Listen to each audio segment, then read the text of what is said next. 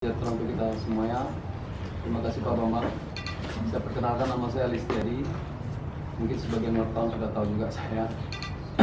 Saya terakhir melatih di Liga 1 waktu saya megang Persipura. Habis itu saya ikut Pro License.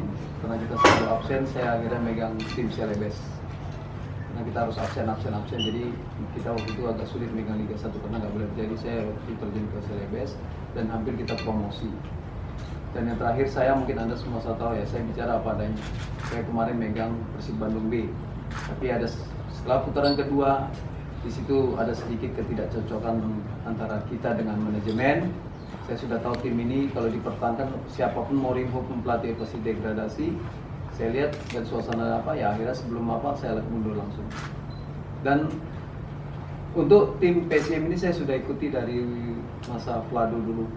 Ya, jadi saya sudah ikuti semuanya. Tim ini sebenarnya di awal bagus. Nah, dengan ada yang masuk Coach Haji lebih bagus lagi.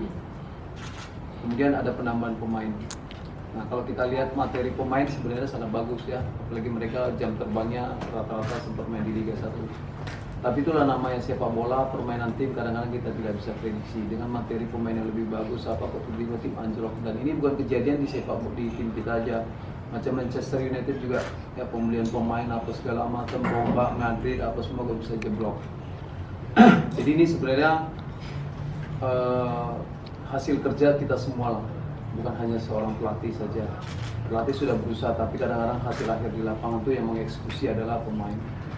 Nah, manajemen PSM waktu itu setelah pertandingan Martapura menghubungi saya.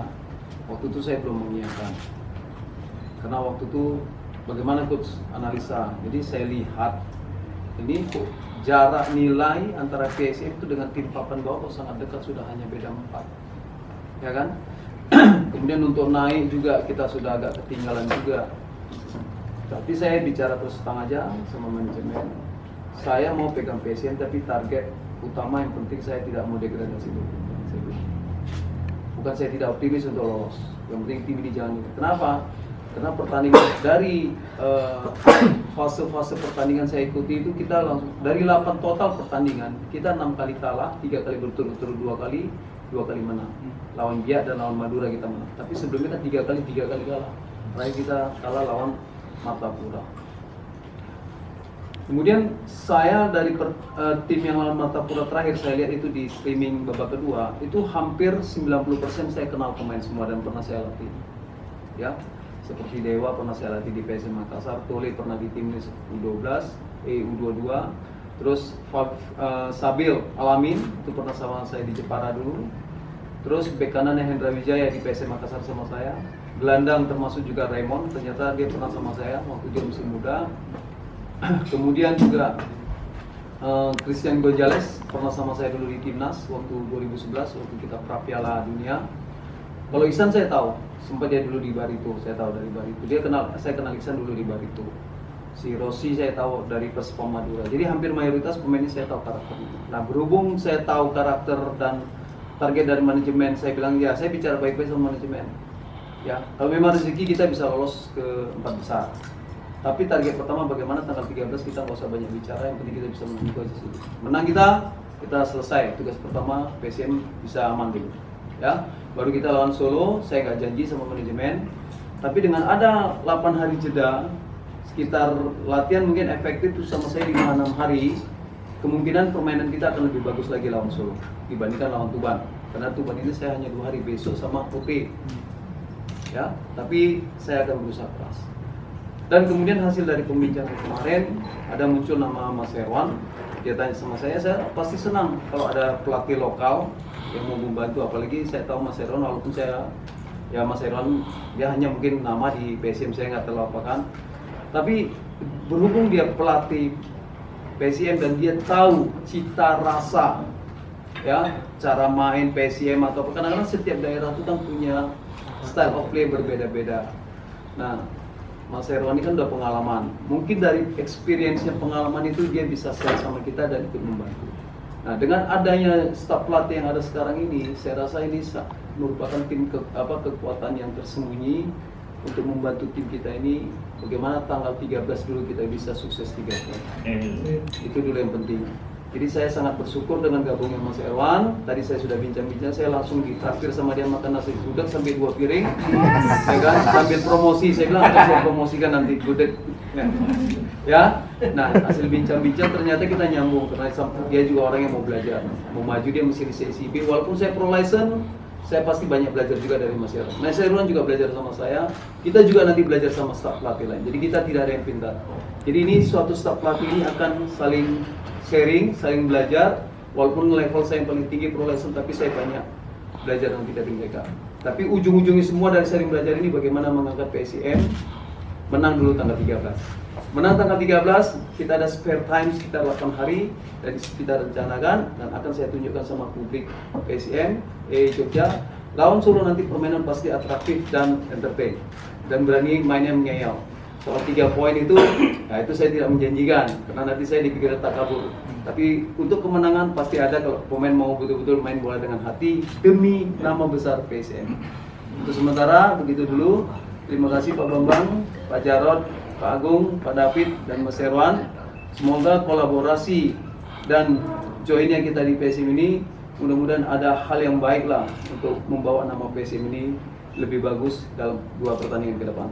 Terima kasih, selamat sore, assalamualaikum warahmatullahi wabarakatuh. Krusial ini, terutama terdekat lawan Tuban. Nah, sementara dengan melihat posisi PSM yang sangat rawan sekali ini, mungkin apa yang harus dilakukan coach ketika melihat mungkin motivasi bertanding pemain, mental mereka sudah turun, apa yang harus diperbaiki di laga terdekat ini, apa yang harus segera diperbaiki? Mungkin itu dulu. Terima kasih. Saya jawab. Ya. Terima kasih atas pertanyaan. Ya seperti biasa, saya sudah pelajari karakter main kita dulu semuanya. Ya untuk terdekat ini kan kita ada beberapa hari, kita berarti step by step. Pertama saya kumpulkan kekuatan yang ada dulu, termasuk gabungnya Mas Erwan. Kita kumpulkan kekuatan kita dulu dalam hal staf pelatih. Kemudian kita nanti rencana jam 6 nanti kita ada meeting dengan staf pelatih semua. Di situ pasti saya mengeksplorasi ya tentang database pemain, siapa yang cedera, siapa yang kena akumulasi, siapa yang tidak siap. Kemudian kan saya nanti sudah ada style of play yang saya inginkan, tapi saya sifatnya masih diskusi. Kira-kira didukung nggak dengan pemain-pemain ini? Karena kita kan untuk style of play ini kan kita harus lihat juga kondisi pemain terakhir, kondisi termasuk kondisi fisik dan kondisi psikis mereka. Tapi ini saya nanti dapat input-input yang sangat berharga dari apa.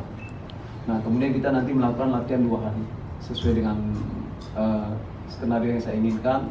Bagaimana kita melawan Tuban nanti. Dan yang terakhir otomatis saya pasti mengeksplorasi juga kekuatan dan kelemahan Tuban. Walaupun Tuban itu tim papan bawah dan kita pernah menang lawan dia main away. Tapi terakhir mereka tuh menang 3-0 lawan Mitra, itu harus patut diwaspadai, apalagi mereka ada penambahan pemain baru, terutama striker mereka, striker naturalisasi. Jadi saya akan nanti mempelajari video pertandingan Tuban terakhir lawan Mitra. Nah, akhirnya tanggal 13 kita sudah siapkan semua secara kondisi fisik, taktikal, psikologis, dan support dari manajemen. Dan yang terakhir juga saya pasti butuh support dari pemain ke-12 yaitu supporter kita. Mudah-mudahan dengan bersatunya, berkolaborasinya semua elemen ini dengan ikhlas ya, dengan ikhlas dan tulus, bagaimana kita bisa, mudah-mudahan kalau rezeki kita bisa 3 poin di tanggal 13. Itu saja, itu persiapan kita. Terima kasih atas pertanyaan. Ada kekhawatiran banyak yang melihat pemain PSIM kurang bisa menyatu dalam pola permainan satu sama lain di pertandingan-pertandingan yang lalu. Coach punya biar apa untuk nantinya menyatukan isi kepala pemain ini agar kompak di lapangan? Itu saja, Coach. Terima kasih. Oke, terima kasih. Saya pada saat saya kemarin sudah oke sama manajemen, saya berani. Kemarin malam juga saya sudah download beberapa pertandingan terakhir PSIM. Yang terakhir juga yang lawan Martapura, ya. Saya sudah download yang streaming. Jadi pasti saya harus tadi ya saya pelajari semua. Kemudian masalah menyatukan apa semua tuh ya, tadi kan ada saya bilang di awal, hampir mayoritas pemain ini kenal sama saya kenal sama mereka juga karakternya. Tapi jangan kita lupakan juga pemain-pemain yang baru gabung dari Liga 1 ini, Ya, walaupun mereka dari Liga 1, tapi secara kondisi fisik dan adaptasi untuk game mereka belum tentu bisa menyatu. Kenapa? Kita nggak bisa salahkan juga tim pelatih, karena mereka ini kan sebelumnya di Liga 1 itu kan hanya sebagai pajangan. Contoh Sultan Totan, di Persija dia itu pajangan. Ya, otomatis secara kondisi fisik, psikis itu kurang drop. Pindah dia ke Bali United. Memang level Liga 1. Tapi di lapangan tuh kita nggak lihat Liga 1. Yang mau kerja, kontribusi sama tim dan bisa menang, itu yang penting. Walaupun dia nanti dari Liga 10 nggak ada masalah. Ya kan? Ya. Ya, penonton juga nama besar itu tidak menjanjikan. Tapi kemarin itu dengan tim ini ya, saya nggak mau mengkambing hitamkan ini. Kita selalu berpikir positif. Ayolah, di dalam tim ini apa yang energi positif yang bisa kita naikkan, itu yang perlu kita naikkan. Jadi yang seperti dibilang follower ini kurang menyatu itu oke, saya sampai sekarang saya keep dulu. Itulah nanti saya pentingnya punya asisten. Nanti kan saya asisten, saya harus ngomong dulu sama saya semuanya, kita eksplorasi. Yang penting Mas, bagaimana 2 hari ini kita latihan bisa maksimal. Pemain ya walaupun tidak 100% bisa menangkap apa kemauan saya. Yang penting bagaimana caranya, tapi tetap kita fair play, bisa menang, itu aja yang penting Mas. Segala macam strategi apa nanti kalau pemain gak nyambung nggak ada gunanya. Yang penting bagaimana kita bisa menciptakan gol dan gawang kita nggak kebobolan. Itu saja. Terima kasih.